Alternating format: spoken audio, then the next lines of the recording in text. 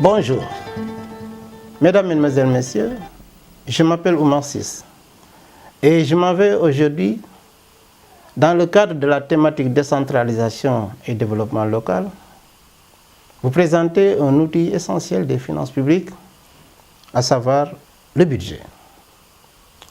Je dois dire, avant d'entrer dans le vif du sujet, que l'idée de mettre en ligne ce cours nous est arrivée à la suite de plusieurs rencontres que nous avons effectuées avec des élus locaux.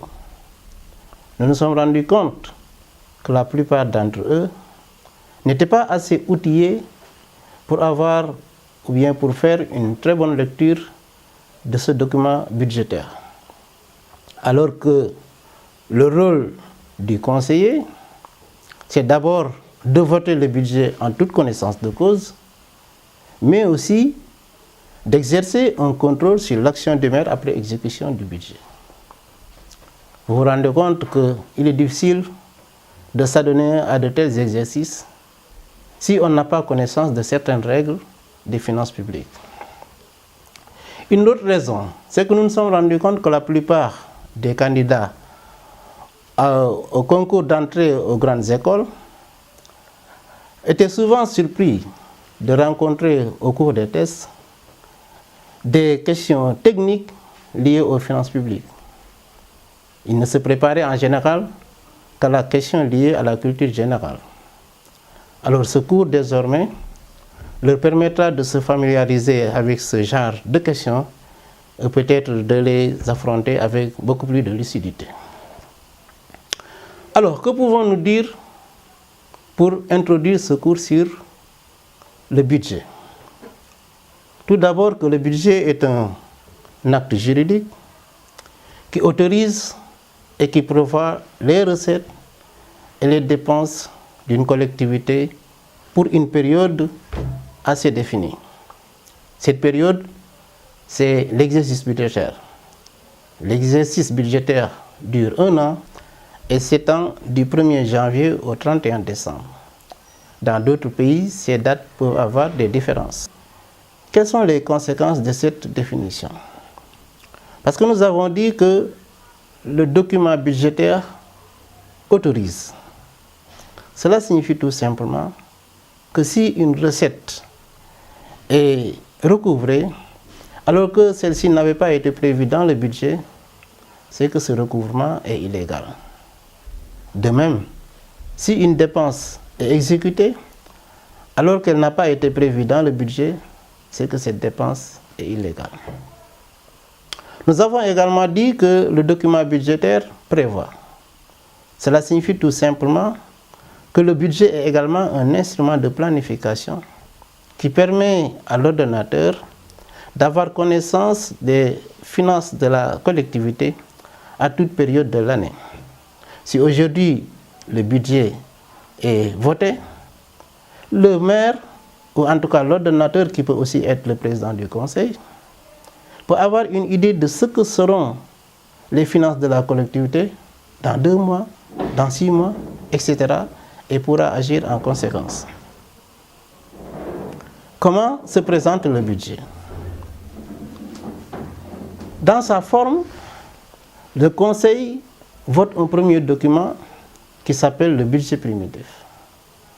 Au cours de l'exercice budgétaire, le budget primitif connaîtra des évolutions, des modifications qui seront indiquées par les budgets supplémentaires et les budgets annexes. Mais quelle est la différence entre budget supplémentaire et budget annexe? C'est que le budget supplémentaire émane directement des modifications du budget primitif, comme en cas de virement de crédit ou également une acceptation de fonds.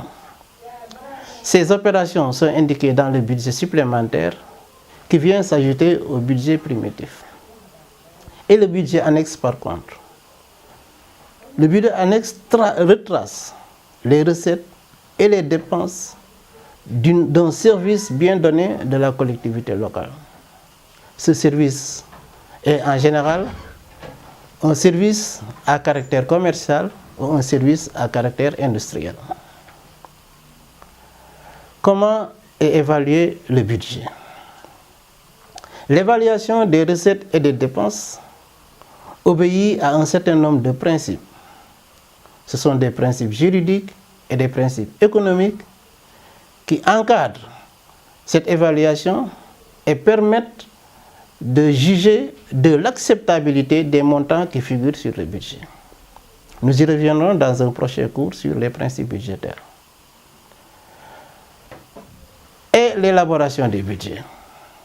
L'élaboration du budget et son exécution mettent en place un certain nombre d'acteurs. Il y a l'ordonnateur qui peut être le maire ou le président du conseil.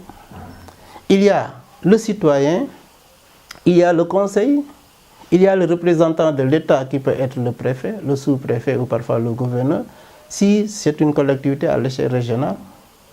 Il y a le receveur municipal qui est le comptable public et qui a la garde des biens de la collectivité.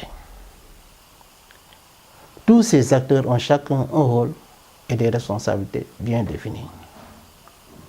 L'ordonnateur, il exécute le budget, mais le citoyen, le représentant de l'État, le receveur municipal, le conseil, ils ont un pouvoir de contrôle sur l'action budgétaire, sur l'action de l'ordonnateur. Ce contrôle a pour conséquence des sanctions et celles-ci peuvent être positives ou négatives. Voilà ce que nous pourrions dire un tout petit peu pour introduire ce sujet sur le budget. Ce cours qui va s'articuler autour de 5 chapitres. Un premier chapitre sur les principes budgétaires. Un deuxième chapitre sur comment élaborer le budget. Un troisième chapitre sur comment exécuter le budget. Un quatrième chapitre sur le contrôle budgétaire. Et un cinquième chapitre sur les sanctions prévues par la loi. À qui s'adresse ce cours? Ce cours s'adresse d'abord aux étudiants. Aux étudiants surtout en décentralisation particulièrement et en développement local. Aux candidats au concours d'entrée aux grandes écoles. Ce cours s'adresse également aux élus locaux, aux secrétaires municipaux, aux agents des services financiers des collectivités locales, aux agents des services déconcentrés, aux membres de la société civile qui s'intéressent à la bonne gouvernance, mais surtout à toute personne qui s'intéresse à la gestion des affaires publiques. Nous allons voir dans un tout prochain chapitre les principes budgétaires. Je vous remercie de votre attention.